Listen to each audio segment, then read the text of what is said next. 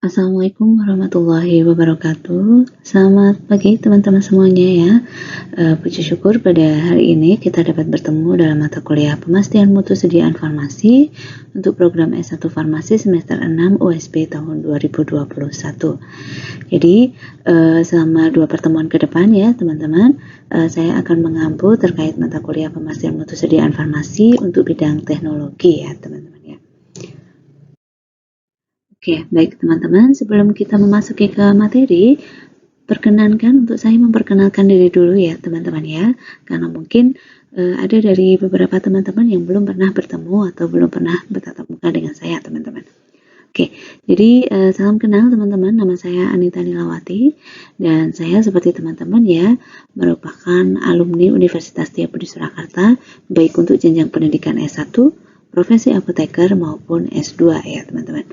Untuk S1 Farmasi USB saya lulus pada tahun 2006, kemudian profesi apoteker saya mengambil bidang klinis dan lulus tahun 2013. Kemudian untuk program magister saya mengambil program sains dan lulus tahun 2015. Untuk pengalaman kerja, saya pertama kali bekerja pada tahun 2007 sebagai staf R&D di PT Paros Indonesia Jakarta hingga tahun 2011. Kemudian pada bulan Februari 2012 hingga Agustus 2012, saya tergabung di R&D PT Metiska Pharma Jakarta dan setelah menempuh jalur profesi apoteker, saya menjadi seorang apoteker pendamping di Apotek Sugiwaras Karanganyar dan akhirnya pada saat ini saya bergabung sebagai staf pengajar USB mulai dari tahun 2015 sampai dengan sekarang. Jadi itu ya teman-teman, sedikit profil perkenalan untuk saya kepada teman-teman semuanya. Nah teman-teman, untuk mata kuliah Pemastian Mutu Sediaan Farmasi sendiri, untuk bidang teknologi nanti saya akan mengampu bersama dengan Bapak Dr. Apoteker Ilham Kuncahyo, Magister Sains ya teman-teman. Dan untuk saya rencananya nanti adalah 2 kali pertemuan dengan 2 topik, yaitu topik yang pertama, pengawasan mutu yang berkaitan dengan sampling bahan awal, dan topik yang kedua adalah yang berkaitan dengan in-process control atau IPC. Sehingga nanti untuk referensi yang saya gunakan dalam mata kuliah ini, itu yang pertama adalah referensi CPOP tahun 2018 dan referensi yang kedua adalah POPP CPOP tahun 2012, teman-teman. Oke, sebelum kita memasuki mengenai bagaimana sih metode sampling bahan awal dan bagaimana sih QC melakukan in-process control, maka kita coba ke prinsip dasar dulu ya teman-teman ya, sebagai penghantar untuk menuju ke materi tersebut. Oke, jadi teman-teman mungkin sudah sering mendengar istilah pengawasan mutu atau sering juga kita sebut dengan quality control atau QC, teman-teman. Jadi pengawasan mutu atau QC merupakan bagian esensial dari cara pembuatan obat yang baik. Kenapa seperti itu? Karena pengawasan mutu itu kegiatannya tidak hanya terbatas pada kegiatan laboratorium, tetapi dia juga terlibat dalam semua keputusan yang terkait dengan mutu produk. Jadi bisa dibilang QC ini seperti seorang polisi begitu ya di industri farmasi. Jadi dia akan melakukan pengawasan-pengawasan dan dia juga akan terlibat dalam pengambilan keputusan-keputusan yang terkait dengan mutu produk. Nah, karena sangat esensialnya peran QC di sebuah industri farmasi, maka bagian pengawasan mutu harus independen atau tidak boleh tergantung dengan bagian produksi. Dan QC juga merupakan bagian dari sistem manajemen mutu atau quality management system dalam upaya menjamin setiap produk yang dihasilkan. Seperti itu ya teman-teman ya. Jadi dengan adanya program stabilitas tadi dapat digunakan untuk menjamin bahwa obat-obat yang telah selesai diproduksi dan kemudian didistribusikan menuju ke konsumen itu akan tetap memenuhi persyaratan mutunya selama waktu peredaran yang telah ditetapkan. Nah, bagian QC teman-teman memiliki wewenang khusus untuk memberikan keputusan akhir meluluskan atau menolak atas mutu. Yang pertama adalah mutu bahan awal, yang kedua mutu bahan kemas, yang ketiga mutu produk antara, dan yang keempat adalah mutu produk ruahan. Teman-teman. Jadi keempat mutu dari komponen bahan awal, bahan kemas, produk antara hingga produk ruahan itu akan menjadi wewenang khusus dari QC terkait dengan pemberian keputusan akhirnya apakah lulus atau ditolak. Tidak terbatas pada itu, QC juga terlibat dalam hal lain yang mempengaruhi mutu obat. Seperti itu. Nah, oke, jadi dari beberapa uraian terkait dengan tugas-tugas QC, maka tugas QC yang akan kita bahas pada materi kita yaitu adalah terkait dengan tugas QC dalam melakukan pemeriksaan bahan awal dan dalam melakukan pengawasan selama proses. Ya. Oke, kita masuk ke tugas QC yang pertama, yaitu yang berkaitan dengan tugas pemeriksaan bahan awal ya teman-teman. Nah, bahan awal ini teman-teman sebenarnya terdiri dari bahan obat yang bisa berupa zat aktif maupun eksipien dan juga terdiri dari bahan pengemas teman-teman. Jadi bahan awal adalah semua bahan baik itu yang berkhasiat maupun yang tidak berkhasiat, yang berubah maupun tidak berubah, yang digunakan dalam proses pengolahan obat.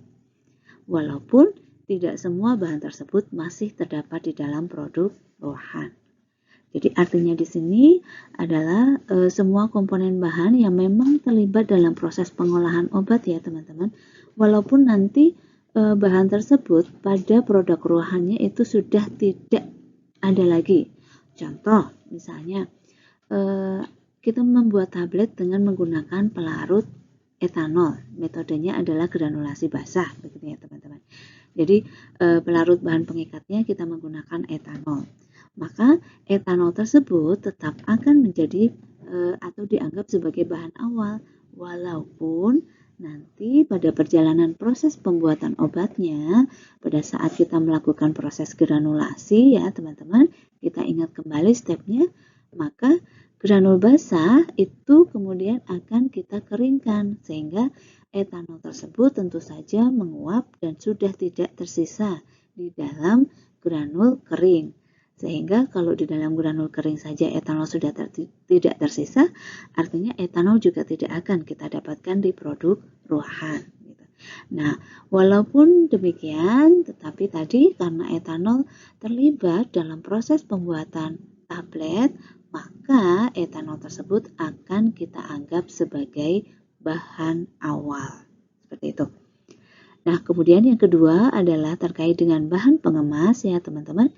Jadi bahan pengemas adalah tiap bahan termasuk bahan cetak yang digunakan dalam proses pengemasan obat. Tetapi tidak termasuk kemasan luar yang digunakan untuk transportasi atau keperluan pengiriman ke luar pabrik, teman-teman. Jadi biasanya bahan pengemas kita mengenal ada bahan pengemas primer ya teman-teman. Jadi bahan pengemas yang kontak langsung dengan obat yang kita buat. Kemudian bahan pengemas sekunder ya. Jadi kemasan di luar bahan pengemas primer ya, tetapi bersinggungan langsung dengan kemasan primer. Kemudian bahan pengemas tersier ya. Jadi dia kontak langsung dengan bahan pengemas sekunder. Nah, di antara ketiga bahan pengemas tersebut biasanya yang akan sangat berpengaruh terhadap stabilitas obat itu adalah bahan pengemas primer.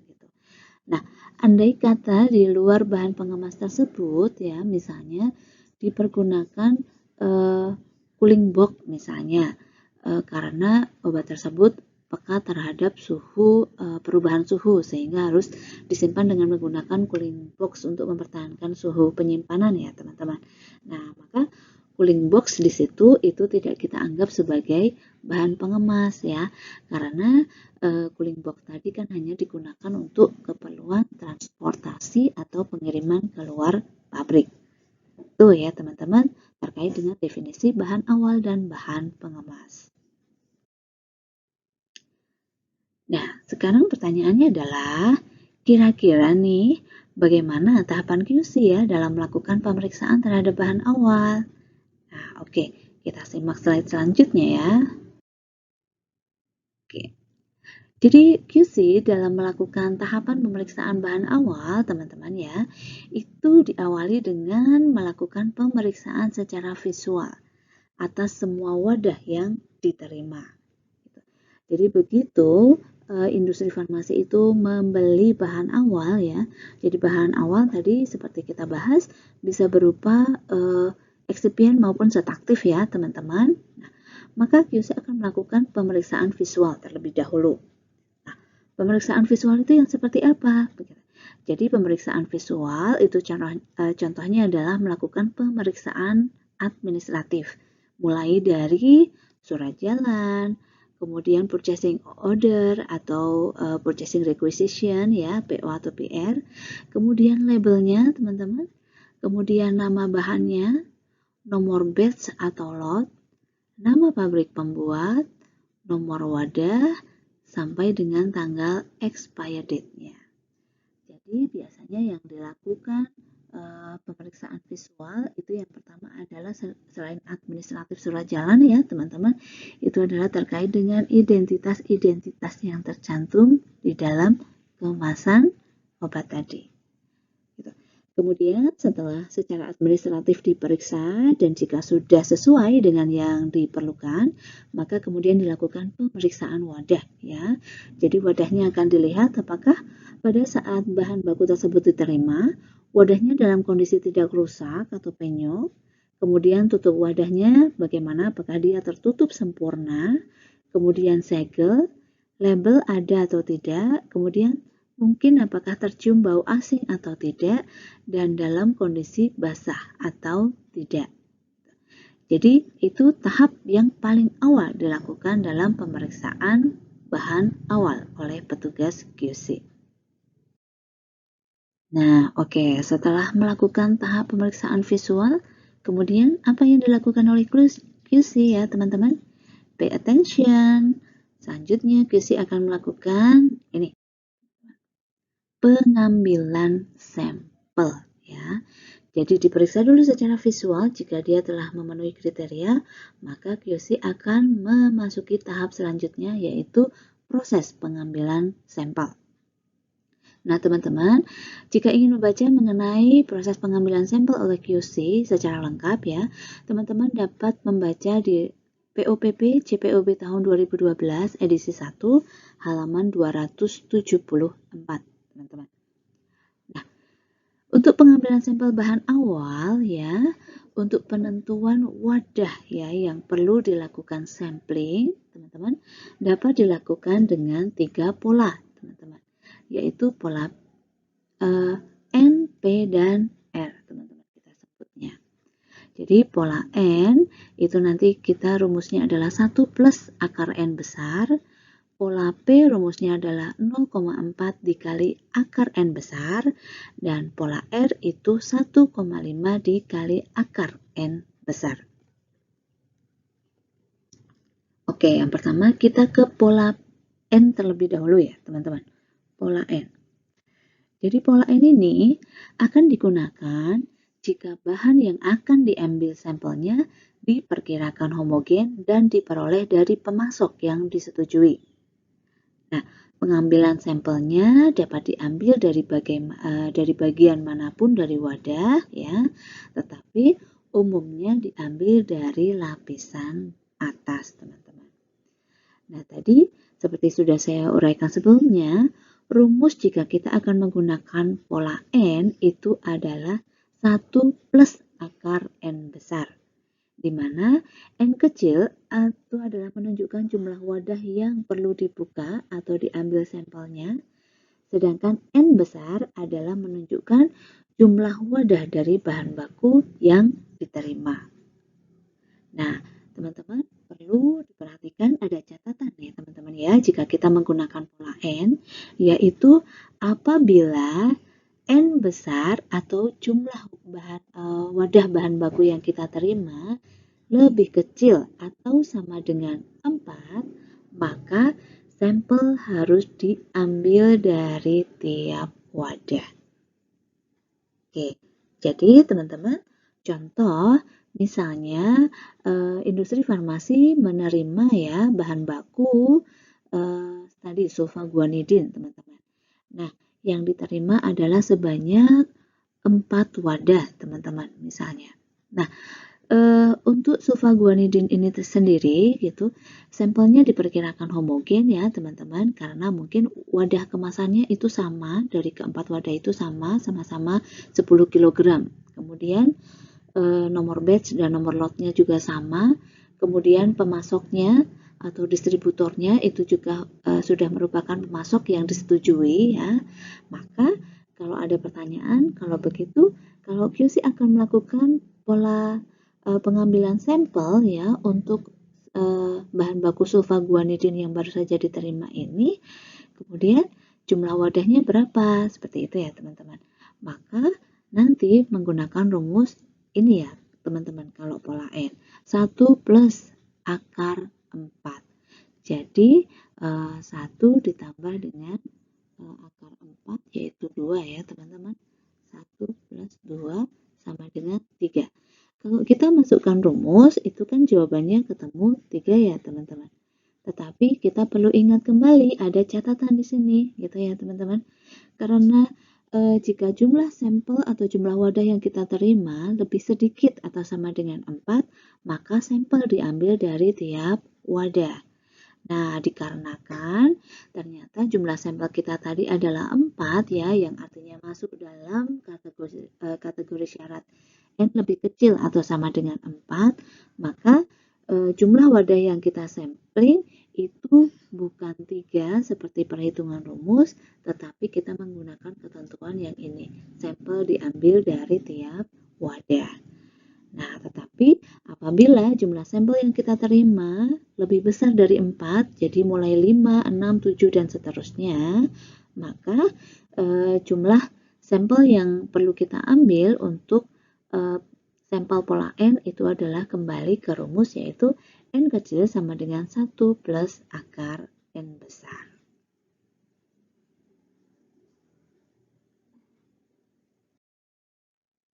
Oke. Rumus yang kedua, teman-teman, yaitu menggunakan pola P, teman-teman.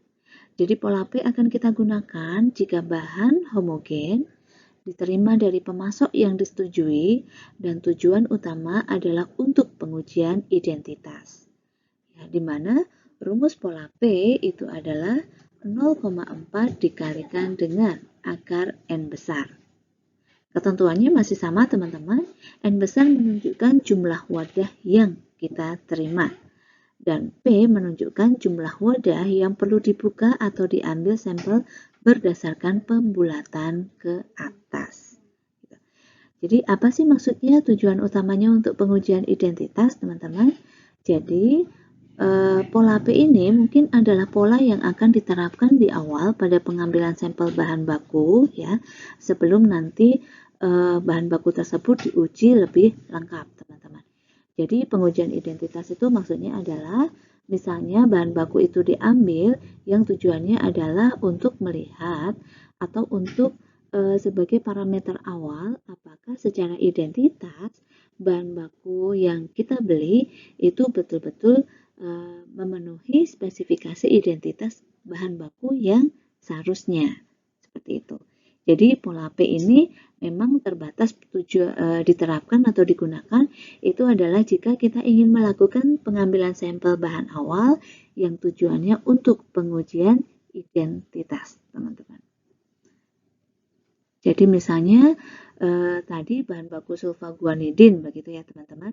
Sebelum dilakukan sampling pengujian kimia, begitu, maka dilakukan pengujian identitas terlebih dahulu. Nah, misalnya diambil dengan rumus ini 0,4 dikalikan akar N ya, teman-teman. Tadi contohnya wadahnya adalah N besarnya tadi adalah 4 ya, teman-teman. Jadi N besar tadi adalah 4. Nah, kalau kita gunakan rumus P karena dia untuk tujuan identitas ya, maka tadi rumusnya 0,4 dikalikan dengan akar N kali akar 4 ya. Jawabannya adalah 0,4 dikali 2, jawabannya 0,8. Dan ini ya, jumlah wadah yang dibuka atau diambil sampelnya berdasarkan pembulatan ke atas. Jadi ini kita bulatkan menjadi 1. Oke. Jadi jika kita menerima bahan baku sulfaguanidin sebanyak 4 wadah, kemudian kita akan melakukan sampling yang tujuannya sebatas untuk pengujian identitas terlebih dahulu, maka jumlah wadah yang perlu kita buka atau kita sampling itu adalah sebanyak 1 wadah saja, teman-teman. Nah, biasanya jika nanti pengujian identitasnya masuk syarat, akan dilanjutkan ke pengujian sampling yang tujuannya adalah untuk pemeriksaan laboratorium secara lengkap ya teman-teman, baik itu fisika, kimia maupun mikrobiologi jika ada. Nah, nanti bisa menggunakan rumus pola N atau pola yang satu lagi yaitu pola R, teman-teman. Nah, rumus pola yang ketiga yang bisa kita gunakan itu adalah pola R, teman-teman. Di mana pola ini digunakan jika bahan. Yang pertama, diperkirakan bahan tersebut tidak homogen. Jadi misalnya diketahui bahwa bahan tersebut yang kita beli itu mempunyai nomor batch yang berbeda. Atau wadah kemasannya itu besarnya berbeda, sehingga dari asumsi tersebut kita memperkirakan bahan bakunya itu tidak homogen. Atau bahan baku itu kita terima dari pemasok yang belum dikualifikasi, teman-teman. Sehingga jika dalam kasus yang seperti ini, kita terapkan pola R, di mana rumus pola R itu adalah 1,5 dikalikan akar N besar. Jadi N besar tadi tetap sama ya, jumlah wadah yang diterima atau diambil sampelnya. Kemudian R itu adalah jumlah sampel yang diambil berdasarkan pembulatan ke atas, teman-teman. Nah, catatan teman-teman ya, jadi pola R ini juga dapat digunakan untuk bahan awal yang berasal dari herbal atau ekstrak ya teman-teman. Jadi kalau kita mau membuat sebuah sediaan obat di mana dia menggunakan bahan baku awalnya salah satunya adalah ekstrak. Contoh ya teman-teman, ada industri farmasi mau menggunakan ekstrak fenugreek gitu ya, karena kita tahu ekstrak fenugreek itu dapat digunakan untuk membuat sediaan tablet atau kaplet pelancar ASI misalnya. Nah, maka jika industri farmasi tersebut melakukan pembelian bahan baku ekstrak fenugreek tersebut, untuk memperkirakan atau untuk menghitung jumlah sampel yang perlu dilakukan sampling, itu bisa menggunakan pola R, teman-teman. Atau tadi ya, jika misalnya bahan baku diterima dari pemasok yang belum dikualifikasi ya, maka nanti bahan bakunya juga perlu disampling dengan menggunakan pola R, teman-teman.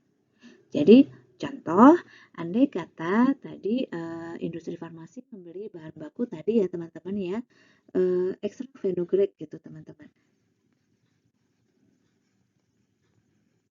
Nah, dibelinya adalah sebanyak 4 wadah.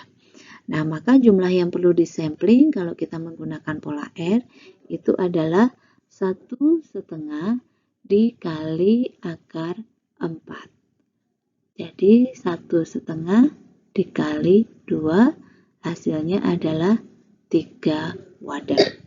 Jadi ekstrak fenugreek tadi teman-teman, kalau industri farmasi membeli 4 wadah, maka perlu dilakukan sampling sebanyak 3 wadah, teman-teman. Dari keempat wadah itu yang perlu dilakukan sampling sebanyak 3 ya, teman-teman ya. Oke, jadi semoga teman-teman dapat memahami ya kapan industri farmasi itu melakukan pola sampling dengan pola N, P, atau pola R. Nah, teman-teman, selain tadi ya pengertian mengenai bahan awal yang tadi kita uraikan di awal ya teman-teman. Nah, ada juga bahan yang mungkin bukan berupa serbuk atau bukan berupa cairan gitu ya, seperti asumsi kita terkait dengan zat aktif atau eksipien ya.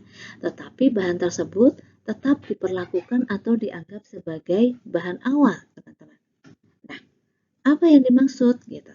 Jadi, jika industri farmasi itu ya membeli atau memperoleh produk ruahan dan produk antara yang diterima dari pihak ketiga, misalnya impor maupun lokal, maka produk ruahan dan produk antara yang diterima tadi tetap harus diperlakukan sebagai bahan awal, termasuk jika produk tersebut berupa produk cair, kemudian produk setengah padat maupun berupa serbuk dan granul gitu. Jadi misalnya ketiga produk antara atau produk ruahan tadi itu ditransportasikan dalam wadah dan dimaksudkan untuk diproses lebih lanjut atau untuk dikemas dalam wadah atau kemasan akhirnya, serta sediaan tablet dan atau kapsul yang akan dikemas ke dalam wadah akhir, maka tetap diperlakukan sebagai bahan awal. Bagaimana ya Ibu? Kok sukar untuk dimengerti? Oke, contohnya seperti ini teman-teman. Jadi misalnya ada sebuah industri farmasi di Indonesia yang dia bekerja sama atau melakukan impor produk dari luar negeri ya teman-teman gitu. Tetapi terkadang kalau kita melakukan impor produk dari luar negeri, kalau sudah dikemas dalam kemasan yang beredar di luar negeri, itu kan tidak diperbolehkan karena dari segi bahasa biasanya kan masih menggunakan bahasa dari negara asalnya, kemudian juga Badan POM sendiri kan tentunya mempunyai standar aturan ya untuk kemasan-kemasan obat yang beredar di Indonesia. Sehingga biasanya industri farmasi tersebut jika akan melakukan impor, dia itu akan membeli produk dalam produk yang belum dikemas, teman-teman. Belum dikemas dalam kemasan primer gitu ya. Jadi anggaplah misalnya multivitamin gitu ya, teman-teman. Itu diimpor dalam masih berbentuk tablet yang belum dikemas. Misalnya nanti akan dikemas dalam kemasan botol begitu, teman-teman. Artinya produk tersebut datang ke Indonesia itu berupa produk ruahan ya teman-teman karena sudah siap untuk dikemas gitu. Nah, maka tablet yang sudah walaupun sudah berbentuk dalam bentuk tablet tadi tetap akan diperlakukan sebagai bahan awal ya teman-teman. Jadi tetap harus dilakukan sampling layaknya sampling bahan baku atau eksipien tadi teman-teman. Walaupun kalau dilihat bentuknya kan dia sudah berupa bentuk tablet seperti itu. Itu yang dimaksud dengan produk ruahan atau produk antara yang diterima dari pihak ketiga itu diperlakukan sebagai bahan awal. Nah, selama proses pengangkutan atau selama proses impor ya atau penerimaan produk dari pihak ketiga, tentu saja kan ada resiko terjadi segregasi ya teman-teman ya. Segregasi itu seperti memisah begitu ya teman-teman. Selama transportasi dari produk-produk di atas ya. Sehingga hendaklah hal ini dipertimbangkan saat membuat strategi pengambilan sampel gitu. Nah, produk-produk di atas teman-teman itu dapat loh dianggap homogen, tetapi syaratnya adalah bila sistem transportasi telah divalidasi dan bila yang pertama label menyebutkan nama pembuat dan nomor batch-nya. Kemudian yang kedua, produk tersebut diproduksi dengan cara yang memenuhi persyaratan CPOB. Dan yang ketiga, produk tersebut dipasok lengkap dengan sertifikat dari pembuatnya. Nah, dalam hal di atas, pengambilan sampel tunggal untuk pengujian dapat diterima. Artinya, jika produk-produk dianggap homogen dan sistem transportasi telah divalidasi ya teman-teman, karena menyebutkan label, kemudian diproduksi dengan cara CPOB dan dipasok lengkap dengan sertifikat dari pembuat, maka pengambilan sampelnya itu cukup satu kali saja atau pengambilan sampel tunggal. Nah, kegiatan pengambilan sampel ya teman-teman, jadi kalau tadi kita sudah berbicara mengenai berapa wadah sih yang harus kita ambil jika QC itu kemudian akan melakukan kegiatan sampling gitu ya. Nah, sekarang adalah di mana kegiatan pengambilan sampel tersebut itu dilakukan, teman-teman. Jadi di POPP juga telah diberikan uraian keterangan ya teman-teman bahwa untuk menghindarkan adanya pencemaran dan pencemaran silang terhadap bahan yang diambil sampelnya, maka ada beberapa ketentuan, yaitu yang pertama, pengambilan sampel bahan awal dan bahan pengemas primer hendaklah minimal dilakukan di dalam ruang pengambilan sampel yang setara dengan kelas kebersihan jenis proses produksi dan dilengkapi dengan dust extractor. Jadi kalau misalnya sediaan tablet itu biasanya kan akan dilakukan proses pembuatannya di klasifikasi CPOB itu di kelas E ya teman-teman ya. Maka pengambilan sampel bahan awal dan bahan pengemas primer yang terkait dengan pembuatan tablet tadi itu dilakukan di kelas kebersihan yang sama yaitu E juga. Kemudian yang kedua catatannya adalah pengambilan sampel hendaklah di bawah laminar airflow atau LAF dengan kelas kebersihan minimal sama dengan jenis produksi. Nah, biasanya untuk yang poin B ini itu adalah pengambilan sampel untuk bahan-bahan yang dipergunakan untuk pembuatan sediaan steril, teman-teman. Jadi di bawah laminar airflow.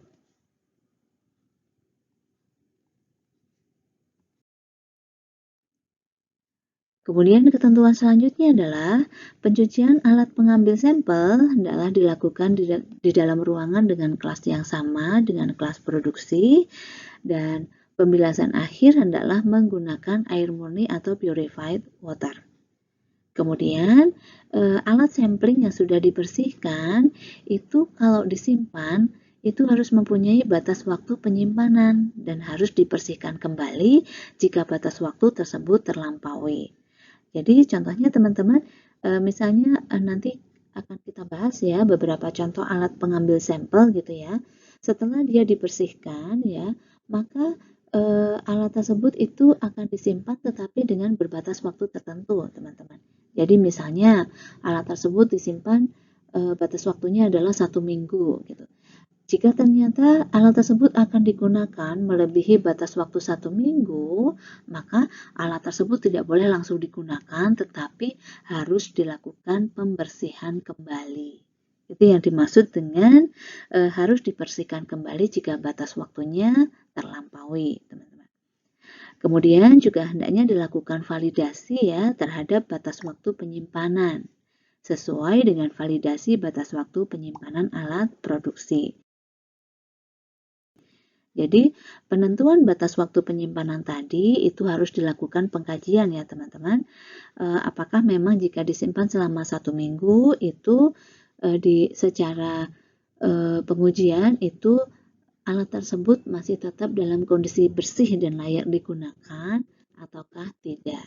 Jadi penentuan batas waktu tadi itu dilakukan dengan proses validasi teman-teman.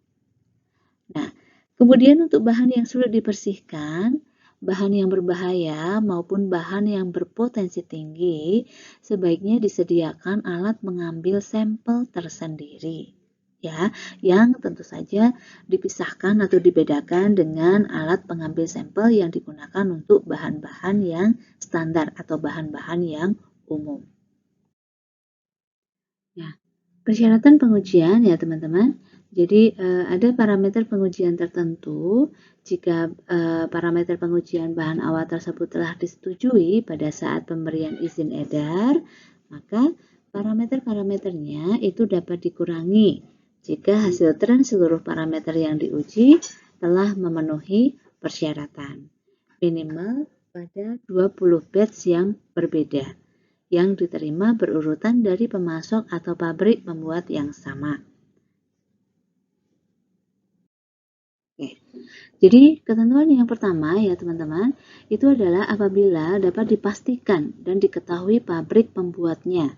Jadi pabrik pembuat itu berbeda dengan distributor atau broker ya teman-teman. Jadi pabrik pembuat ya betul-betul pabrik yang membuat bahan awal tersebut teman-teman.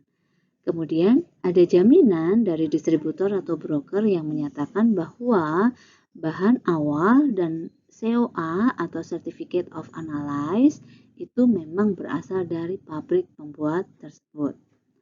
Kemudian yang kedua, jadi pabrik pembuat itu sudah diaudit secara rutin oleh industri pengguna atau diaudit oleh organisasi profesional dalam bidang mutu dan memenuhi syarat GMP, teman-teman. GMP itu adalah Good Manufacturing Practice atau sering disebut juga dengan proses pembuatan obat yang baik ya, seperti CPOB, tetapi GMP ini adalah istilah untuk lebih internasional seperti itu, teman-teman. Jadi industri-industri farmasi secara internasional itu menggunakan istilah GMP. Nah, kemudian untuk bahan yang berasal dari Eropa itu juga tersedia Certificate of Suitability untuk bahan awal terkait yang diterbitkan oleh Badan Otoritas Negara terkait dari pabrik pembuat. Nah, walaupun demikian teman-teman ya, ada catatan penting bahwa minimal dalam 1 kali setahun hendaknya tetap dilakukan pengujian secara lengkap. Seperti itu. Nah, apabila ternyata terjadi kegagalan pemenuhan spesifikasi ya, maka hendaklah dilakukan pengujian lengkap tiap batch bahan hingga diperoleh suatu keyakinan terhadap pemasok melalui pengkajian tren hasil parameter uji.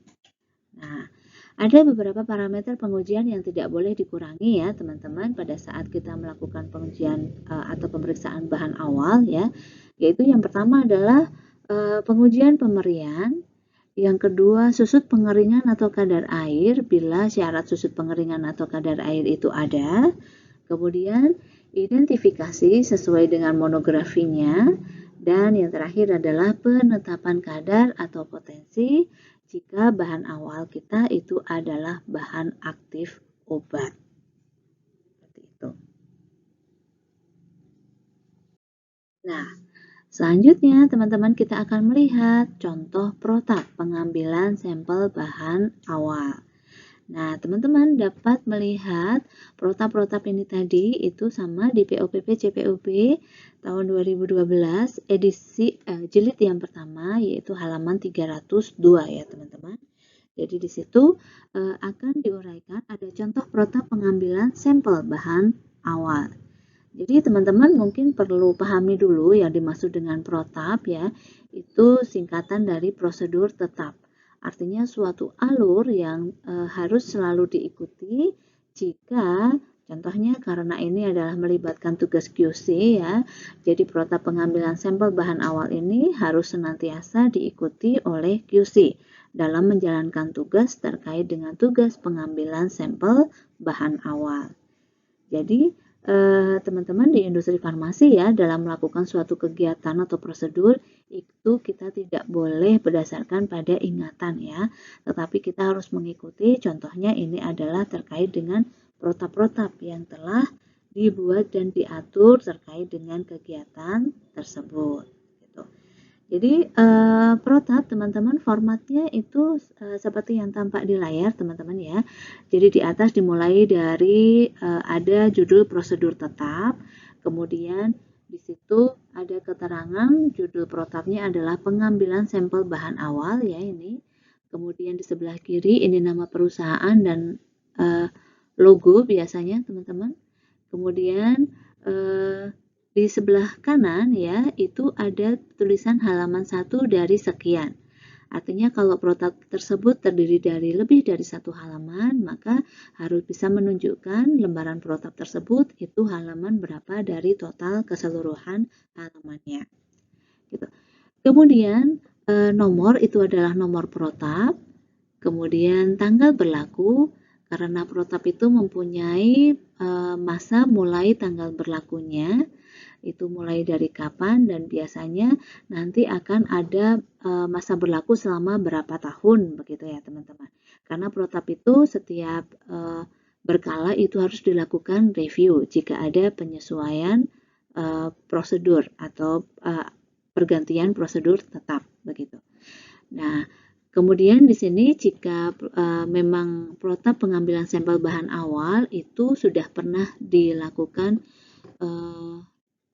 revisi ya atau pergantian, nah maka di sini akan ada keterangan ya, protap ini mengganti protap nomor berapa dan berlaku tanggal berapa. Nah, teman-teman, untuk protap biasanya juga akan ditanda tangan dan persetujuan ya. Jadi mulai dari disusun oleh siapa, menunjukkan protap ini dibuat oleh siapa. Kalau protap pengambilan sampel bahan awal itu biasanya nanti kerjasama antara QC dengan QA ya teman-teman. Gitu. Kemudian setelah menunjukkan siapa yang menyusun, maka ada tanda tangan atau persetujuan dari pihak yang telah melakukan pemeriksaan ya. Jadi biasanya yang menyusun itu adalah staf, misalnya staf QC begitu ya teman-teman.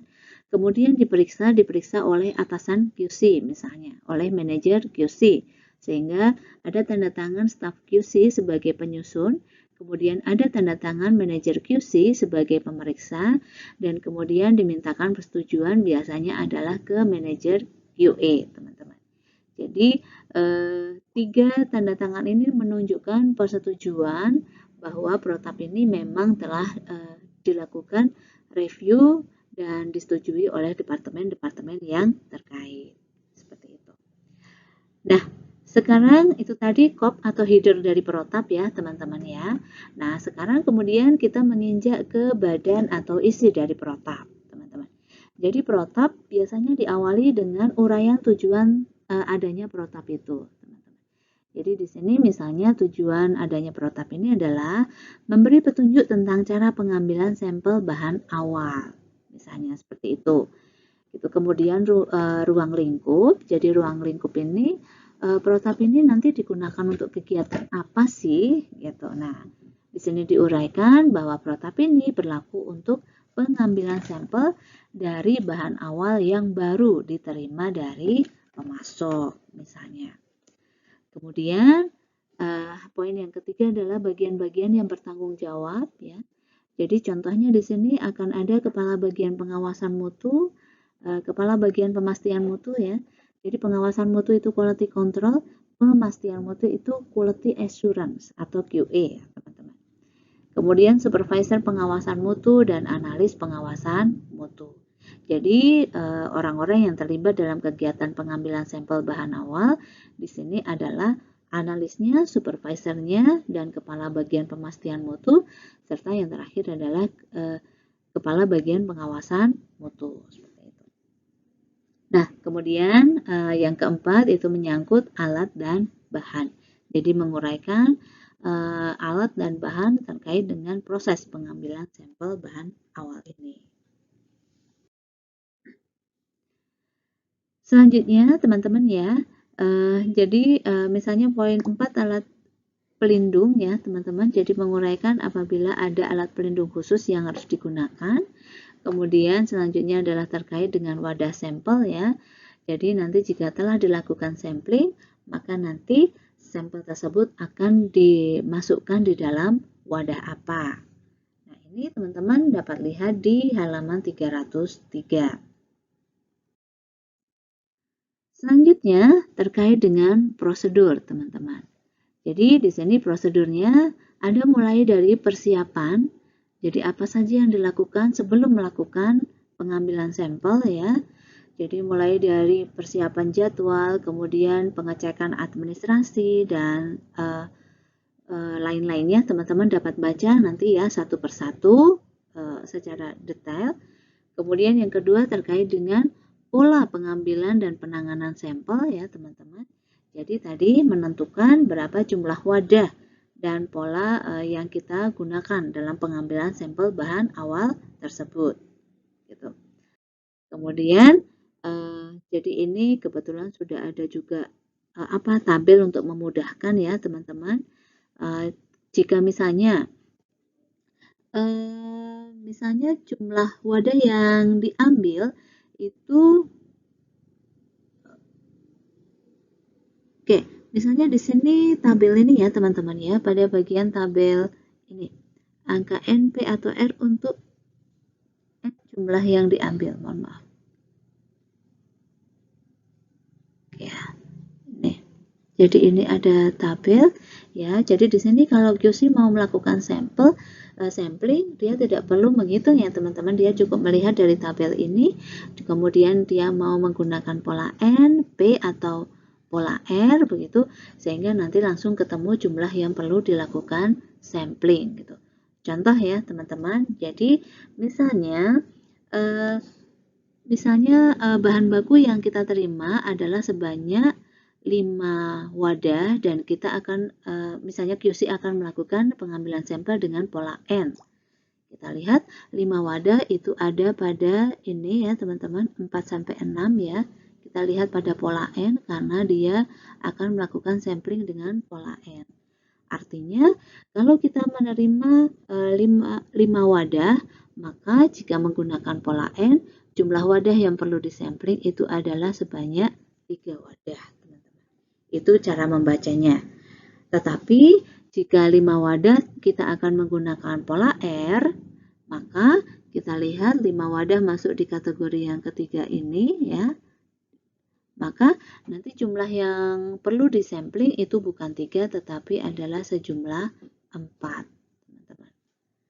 Nah, 5 wadah jika misalnya menggunakan pola P ya, QC akan melihat pola P berarti jumlah wadahnya ada pada rentang 1 sampai 25. Sehingga nanti jumlah wadah yang disampling adalah sebanyak 2. Seperti itu. Jadi ini adalah contoh misalnya tabel yang ada di dalam protap untuk memudahkan QC dalam menghitung jumlah sampel yang akan dilakukan proses sampling. Kemudian di sini adalah contoh tata cara urutan pengambilan sampel ya teman-teman.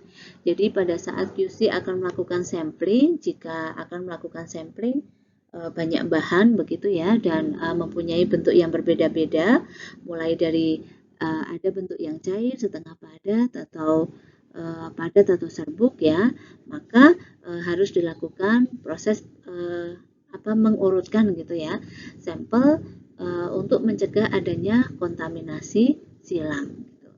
Jadi bisa teman-teman baca lebih lanjut pada protap ini. Kemudian ini jika zat padatnya berada dalam bentuk drum dan sebagainya, teman-teman.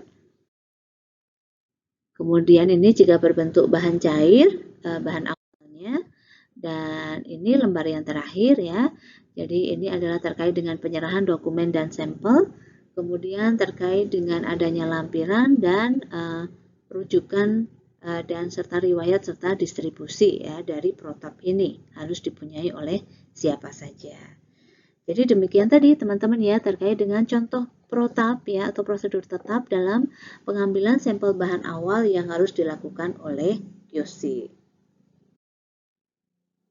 Nah, selanjutnya teman-teman ya, di sini ada contoh daftar periksa pengambilan sampel bahan awal ya, di mana ini juga teman-teman dapat lihat di POPP CPOB tahun 2012 halaman 312. Maksudnya, setiap QC melakukan pengambilan sampel bahan awal, maka QC akan melakukan pengisian data ini, daftar periksa pengambilan sampel bahan awal. Jadi setiap bahan yang disampel itu akan mempunyai daftar periksa ini tadi, teman-teman. Yang memuat beberapa identitas, mulai dari nama bahan, nama kontrol, nama pemasok, dan sebagainya. Dan di bawah nanti akan ada tanda tangan oleh supervisor, teman-teman. Gitu. Jadi ini nanti terkait dengan administratif ya teman-teman.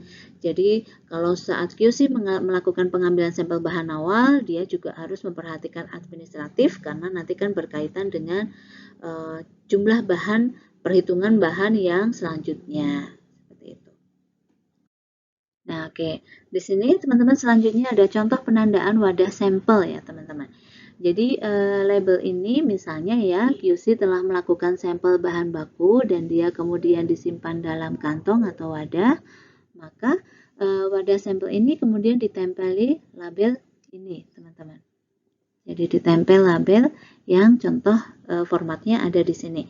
Jadi di sini menunjukkan contoh bahannya itu merupakan bahan apa, kemudian kode produknya apa, kemudian nomor wadahnya berapa, dari berapa wadah yang telah diterima, kemudian sampelnya diambil oleh siapa dan diambil pada tanggal berapa. Jadi setiap sampel wadah sampel itu harus ditempeli dengan ini tadi, label penandaan wadah sampel. Tentu saja ini adalah untuk tujuannya salah satunya untuk mengetahui identitas dari sampel tersebut dan mencegah tertukarnya sampel yang satu dengan sampel yang lainnya. Seperti itu. Kemudian selanjutnya adalah contoh penandaan pada wadah sampel yang telah diambil. Jadi ini terkait dengan wadah drumnya teman-teman ya. Jadi wadah drum bahan awalnya. Jadi kalau drum bahan awal telah dilakukan proses sampling oleh QC, maka di drum tersebut akan ditempeli label bahwa menunjukkan sampel telah dilakukan pengambilan oleh petugas QC gitu. Nah, tentu saja ini dapat untuk mengidentifikasi atau untuk mengetahui dari luar mana wadah sampel yang telah disampling dan mana wadah sampel yang belum disampling, teman-teman. Kemudian ini contoh penentuan jumlah sampel bahan awal ya, teman-teman. Jadi biasanya sudah dilakukan perhitungan. Kalau misalnya contohnya ya, teman-teman ini. Bahan awalnya adalah akasia, maka jumlah sampel total yang diperlukan itu adalah sebanyak 25 gram. Karena akasia nanti misalnya akan ada tes kimia yang membutuhkan sampel 5 gram dan ada tes mikrobiologi sebanyak 10 gram, kemudian ada juga sampel yang akan digunakan untuk pertinggal sebanyak 10 gram. Jadi biasanya QC sudah akan melakukan identifikasi kira-kira untuk melakukan pengujian setiap bahan itu membutuhkan berapa gram bahan awal, teman-teman. Nah, ini tentu saja bisa berbeda ya antara bahan satu dengan bahan yang lainnya, dikarenakan jenis pengujiannya nanti juga bisa berbeda-beda.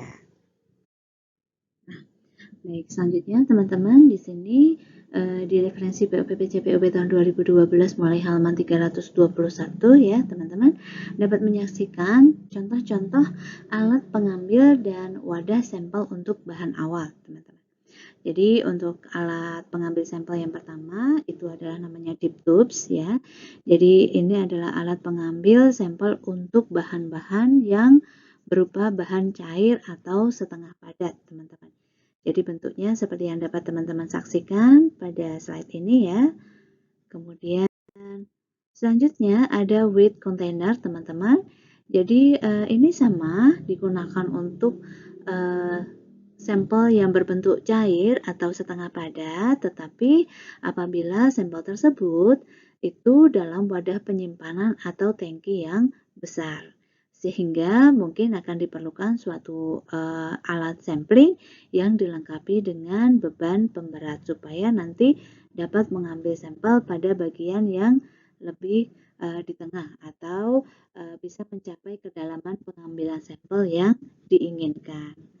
Jadi ini teman-teman ya, dip tubes dan weight container.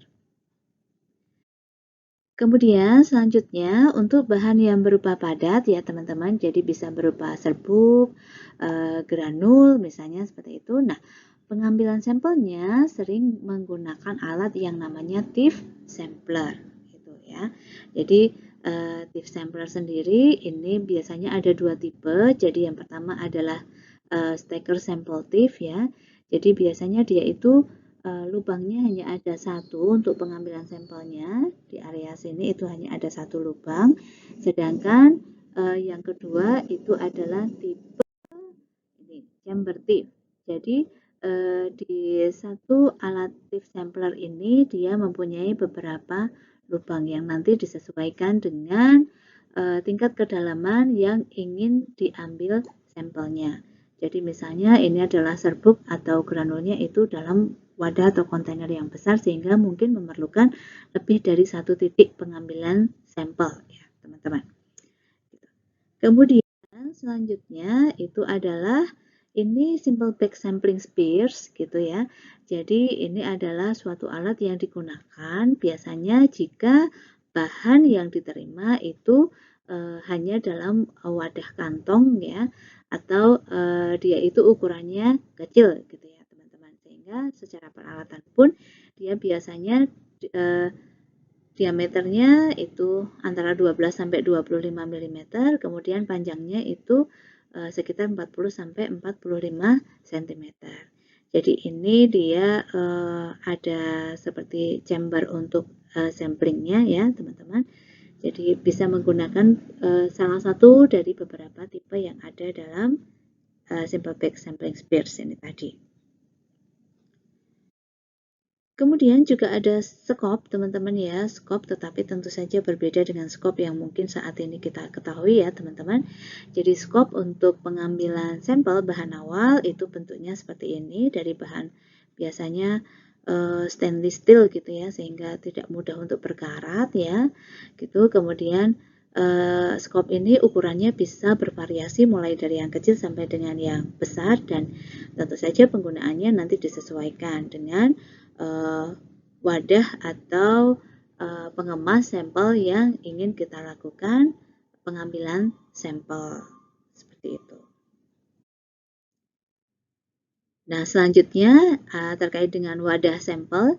Jadi kalau sampel dari bahan baku sudah diambil kemudian dimasukkan kemana? Nah, ini contohnya adalah dimasukkan ke dalam kantong plastik ya teman-teman. Jadi kantong plastik dibuka terlebih dahulu, segelnya, kemudian plastiknya dibuka ya, ada rongga. Nah, nanti sampelnya dimasukkan ke dalam plastik tersebut. Kemudian setelah itu direkatkan. Nah, setelah direkatkan itu dilakukan pelipatan beberapa kali, teman-teman. Jadi di sini dilipat ke dalam ya beberapa kali untuk lebih memastikan atau mengurangi resiko adanya tumpahan dari sampel yang sudah diambil. Nah, setelah dilipat beberapa kali, kemudian seperti dikunci ya, dilipat ke arah samping begitu. Jadi di sini tadi untuk meyakinkan atau lebih mengurangi atau meminimalkan resiko tumpahnya sampel yang sudah diambil dari wadah kantong penyimpan sampel. Oke, jadi demikian dulu teman-teman terkait dengan pengambilan sampel bahan awal. Apabila teman-teman ada pertanyaan bisa disampaikan melalui GC ya teman-teman ya. Selamat belajar dan berdiskusi.